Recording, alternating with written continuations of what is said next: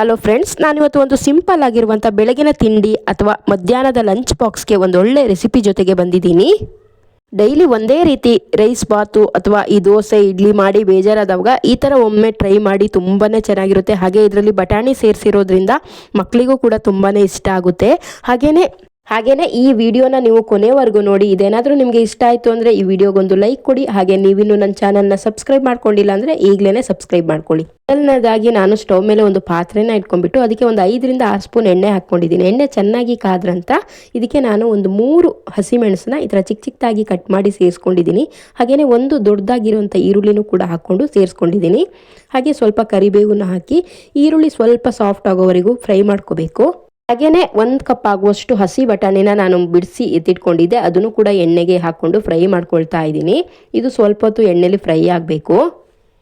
ಹಸಿ ಬಟಾಣಿ ಇಲ್ಲ ಅಂತಾದರೆ ಒಣ ಬಟಾಣಿ ಕೂಡ ಸೇರಿಸ್ಕೊಂಡು ಮಾಡ್ಕೊಳ್ಬೋದು. ಹಾಗೆಯೇ 1 ಟೊಮೆಟೊನ ದೊಡ್ಡದಾಗಿರೋ ಟೊಮೆಟೊನ ಚಿಕ್ಕದಾಗಿ ಕಟ್ ಮಾಡಿ ಹಾಕ್ಕೊಂಡು ಮತ್ತೆ ಫ್ರೈ ಮಾಡ್ಕೊಳ್ತಾ ಇದ್ದೀನಿ.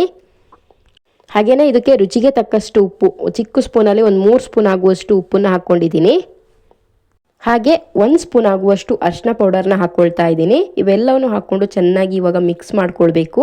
ಹಾಗೆಯೇ ಟೊಮೆಟೊ ಸ್ವಲ್ಪ ಬೇಯ್ತಾ ಇದೆ, ಸ್ವಲ್ಪ ಸಾಫ್ಟ್ ಆಗಿದೆ ಇವಾಗ. ಹಾಗೆ ಇದಕ್ಕೆ ನಾನು ಮೊದಲೇ ರೈಸ್ನ ಮಾಡಿ ಇಟ್ಕೊಂಡಿದ್ದೆ ಪಕ್ಕದಲ್ಲೇ, ಅದಕ್ಕೆ ಇವಾಗ ಒಂದೊಂದು ಸ್ವಲ್ಪನೇ ಹಾಕ್ಕೊಂಡು ಈ ಥರ ಚೆನ್ನಾಗಿ ಮಿಕ್ಸ್ ಮಾಡ್ಕೊಳ್ತಾ ಹೋಗ್ತಾ ಇದ್ದೀನಿ. ನೀವು ಎಷ್ಟು ಜನಕ್ಕೆ ಮಾಡ್ಕೊಳ್ತೀರಾ ನೋಡಿಬಿಟ್ಟು ರೈಸ್ನ ಹಾಕ್ಕೊಳ್ಳಿ. ಚೆನ್ನಾಗಿ ಮಿಕ್ಸ್ ಆದ ನಂತರ ನಾನು ಇದಕ್ಕೆ 1 ಲಿಂಬೆಹಣ್ಣನ್ನು ಕಟ್ ಮಾಡಿಬಿಟ್ಟು ಅದನ್ನು ರಸನ ಹಾಕ್ಕೊಳ್ತಾ ಇದ್ದೀನಿ. 1 ಲಿಂಬೆಹಣ್ಣು ಫುಲ್ ಹಾಕ್ಕೊಳ್ತಾ ಇದ್ದೀನಿ. ನೀವು ನೋಡಿಬಿಟ್ಟು ಹಾಕ್ಕೊಳ್ಳಿ, ಯಾಕಂದರೆ ಟೊಮೆಟೊ ಕೂಡ ಸೇರಿಸಿರೋದ್ರಿಂದ ಸ್ವಲ್ಪ ಹುಳಿ ಬಿಟ್ಕೊಂಡಿರುತ್ತೆ. ನಾನು 1 ಲಿಂಬೆಹಣ್ಣನ್ನು ಹಾಕ್ಕೊಳ್ತಾ ಇದ್ದೀನಿ. ಹಾಗೆ ಕೊನೆಯದಾಗಿ ನಾನು ಇದಕ್ಕೆ ಕೊತ್ತಂಬರಿ ಸೊಪ್ಪನ್ನ ಕೂಡ ಅದ್ರ ಮೇಲಕ್ಕೆ ಹಾಕ್ಕೊಳ್ತಾ ಇದ್ದೀನಿ. ಹಾಗೆಯೇ ಮಿಕ್ಸ್ ಮಾಡ್ಕೊಳ್ತಾ ಇದನ್ನು ಒಂದ್ಸರಿ ಉಪ್ಪೆಲ್ಲ ಕರೆಕ್ಟ್ ಇದೆಯಾ ಅಂತ ಒಂದ್ಸರಿ ನೋಡ್ಕೊಬಿಡಿ.